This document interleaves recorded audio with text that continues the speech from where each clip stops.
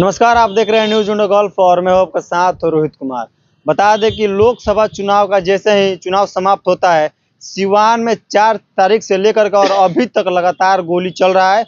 हम आपको बताने का प्रयास करेंगे कि चुनाव समाप्त होने के बाद और अभी तक कितनी बार गोलियां चला है, कहां चला है और उसमें कितने लोग गोली के चपेट में आ जाने की वजह से उनकी मृत्यु हो गई है। समाज सेवी श्रीनिवास यादव हैं, जो कि वीआईपी पार्टी के जिला अध्यक्ष हैं। आपने देखा होगा हर एक चैनल पे भी इनका न्यूज भी चलता है कि सदर अस्पताल में सबसे पहले अगर कोई व्यक्ति पहुंचता है तो जिनका नाम समाज सेवी श्रीनिवास यादव है, एक एक जानकारी यह बहुत ही बारीकी से आप सभी को यह बताने वाला है। नेताजी, बहुत बहुत स्वागत है। पर धन्यवाद। जब से चुनाव समाप्त हुआ है, हम आपसे जानना चाहेंगे कि 4 जून से लेकर के अभी तक कब कब गोलियां चली हुई है। देखिए, पूरा लोकसभा चुनाव हुआ था ना, और काउंटिंग तक ले कहीं जिला में कुछ अक्रेंस नहीं हुआ जो हम लोग की जानकारी था। बाकी जैसे ही काउंटिंग समाप्त हुआ और शाम के ही चुनाव के पर्पस के लेके सबसे पहले मैरा में डूमडी में गोली चलाने का काम किया गया। 2 व्यक्ति युवा द्वारा कहने लगे कि आपके समाज के लोग गद्दारी किया है, तो आपके समाज के लोग गद्दारी किया है, आपने इतना पैसा लिया, आपने इतना पैसा लिया है। इस तानातनी में जुओं को गोली लगा, जो गोरखपुर आज भी वो इलाज में है, अभी जिंदगी और मौत से जूझ रहा है। चलिए, मतलब पहला गोली लगा राजनीति को लेकर के, यानी पैसा का हेराफेरी हुआ था, जिसको राजनीति की वजह से गोली चली। राजनीति की होगी नहीं, समाज में कौन धोखा दिया प्रत्याशी को, इसके लिए हुआ कि तुम्हारा समाज के लोग धोखा दे दिया, मेरा समाज के लोग नहीं देगा, इस पर ही गोली चल गया। लेकिन आपको बताया था कि लोकसभा चुनाव में सभी प्रत्याशी लोग बड़े बड़े वादे कर रहे थे, समाज हित में बातें कर रहे थे, लेकिन जैसे ही जब वो चुनाव हारे, देख सकते हैं किस तरह से गोलियां चला उनके वजह से। और कहाँ गोली, उसके बाद से बड़हरिया में भी चला, जीवी नगर में भी चला, तरवारा में भी चला, उसके बाद से आपको शहर में भी चला, फिर शहर में भी चला, एथी में महाराजगंज में भी चला, तो ऐसे दरौदा क्षेत्र में रुकुंदीपुर में भी चला। तो ऐसे कई घटना है जो लगातार चलता रहा। हमको लगता है कि 7 से 8 घटना हुई है गोलीबारी में। 25 दिन, मात्र 25 दिन के अंदर चुनाव 7 जगह गोली चला है और 7 व्यक्ति को गोली लगा है, जिसमें 3 व्यक्ति जिंदा है, बाकी लोग मौत हो गया है। 4 लोग की मृत्यु हो गया है। बाकी नहीं, और अन्य तरीका से मैंने चुनाव में अन्य तरीका के चुनाव के बाद से कोई धारदार हथियार से, कोई रोड से घटना किया है, तो उसका तो अलग लिस्ट है कि वो अलग व्यक्ति है कि कितना लोग, उसका संख्या ज्यादा है। उसका भी हम आपसे जानना चाहेंगे। वो भी मारा है, कोई पसली से मारा है, इस तरह का कोई गो है, मैंने इस तरह की घटना घटी है, उसका संख्या ज्यादा है। बाकी निश्चित तौर पर ये जितनी घटना घटी है, ये सारी घटना चुनाव के बाद से घटी है। और चुनाव के मद्देनजर रखते हुए बहुत लोग पारिवारिक द्वेषता से भी घटना की है, बहुत लोग वर्चस्व के चलते घटना की है, बहुत लोग किए कि समाज को आप लोग धोखा देने के काम मिले इसलिए किया है। बाकी निश्चित तौर पर बता देना चाहते हैं कि कहीं से भी किसी तरह का भी घटना हो वो सही नहीं है। सरकार की जिम्मेदारी बनती है, प्रशासन की जिम्मेदारी बनती है कि कैसे मेरा राज्य सुरक्षित रहे, और प्रशासन की जिम्मेदारी है कि कैसे मेरा जिला सुरक्षित रहे।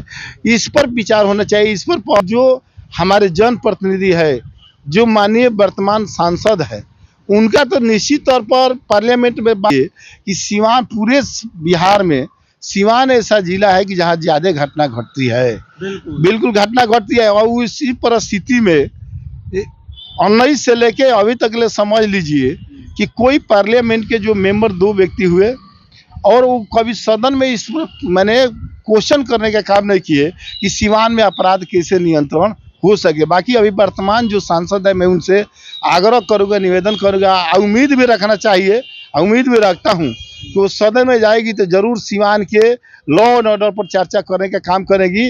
अमित शाह गृह मंत्री है, उनसे जरूर अवगत कराएगी कि सिवान ऐसे जिले में आप विशेष ध्यान दीजिए जहाँ क्राइम कंट्रोल हो सके। अच्छा, आप लोग उनके विपक्ष में थे, विजय लक्ष्मी कुशवाहा जी के विपक्ष में थे, और आप उनसे यह रिक्वेस्ट करें कि सिवान को कैसे अपराध मुक्त बनाए। हालांकि जो उनके पति हैं रमेश सिंह कुशवाहा, उन्होंने वादा किया था कि जैसे चुनाव समाप्त होगा सिवान बिल्कुल शांत रहेगा, सिवान में कहीं भी किसी भी प्रकार का हल्ला नहीं होगा, किसी भी तरह का परेशानी नहीं देखने को मिलेगी। लेकिन इलेक्शन से दिन से लगातार गोलियां चल रही है। देखिए, उनके पति से हम लोग क्वेश्चन नहीं कर सकते हैं। ठीक है कि मेरा गठबंधन था, मेरा गठबंधन था, इंडिया गठबंधन था, उसके तहत हम लोग इंडिया गठबंधन के साथ थे। आज भी हैं, कल भी रहेंगे। जहां हमारा पार्टी वीआईपी पार्टी, जहां आदरणीय मुकेश सहनी जिसके साथ गठबंधन में रहेंगे उसके साथ हम रहेंगे। बाकी जो व्यक्ति चुनाव जीत जाता है, जो व्यक्ति उस जिला के मालिक हो जाता है, वो चुनाव जीत जाता है, उसी से कोई व्यक्ति क्वेश्चन करेगा। वही व्यक्ति जाके पार्लियामेंट में क्वेश्चन करने का काम करेगा कि जो नहीं जीतेगा वो व्यक्ति काम करेगा। इसलिए हम निश्चित तौर पर मांग करेंगे कि विजय लक्ष्मी जी से कि वो पार्लियामेंट में जाएगी तो सिवान की समस्या को निश्चित तौर पर उठाएगी, और खासकर अपराध पर कि कैसे अपराध कंट्रोल हो, इस पर भी ध्यान देने की आवश्यकता है। उनके पति द्वारा जो कहा गया है कि क्राइम नहीं होगा, हम कंट्रोल कर लेंगे, तो वो तो सबसे सौभाग्य चीज़ है, वो कंट्रोल करे। अब तो उनके पास चैलेंज का विषय बन गया है कि आपके जब से आपका रिजल्ट हुआ है तब से सिवान में 7-7 जगह गोली चलने का काम किया, और उस 7 जगह पर आप कहीं से भी बयानबाजी नहीं किए, आप कहीं से भी जिला प्रशासन को ध्यान आकृष्ट नहीं कराए कि जो व्यक्ति घटना किया है, जो व्यक्ति क्राइम किया है, उस पर कार्रवाई हो। अभी तक ले तो जो मारा, जो आसानी तरीके से पकड़ा गया वो पकड़ा गया, बाकी कोई व्यक्ति अभी गिरफ्तारी नहीं हुआ। बाकी गिरफ्तारी हो या ना हो, एसपी का जिम्मेदारी है।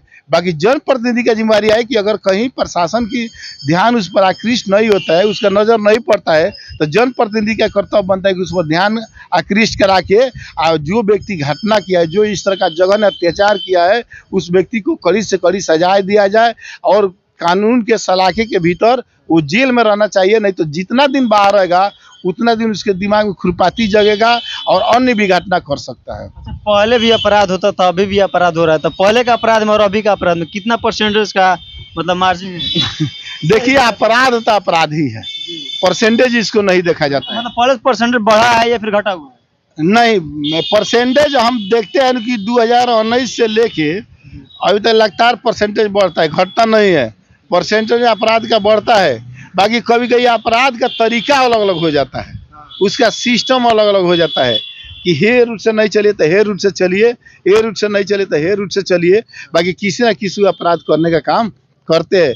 बाकी निश्चित तौर पर हम सिवान के एसपी साहब से मांग करेंगे कि जब से चुनाव के काउंटिंग समाप्त हुआ है इलेक्शन का, तब से जो सिवान में अपराध का ग्राफ बना है, रूट अलग अलग है अपराध का, निश्चित तौर पर कंट्रोल होना चाहिए। और जो व्यक्ति घटना किया है, चाहे किसी भी जाति समाज के हो व्यक्ति, उनको अविलंब गिरफ्तार करके कड़ी से कड़ी सजा की व्यवस्था होनी चाहिए।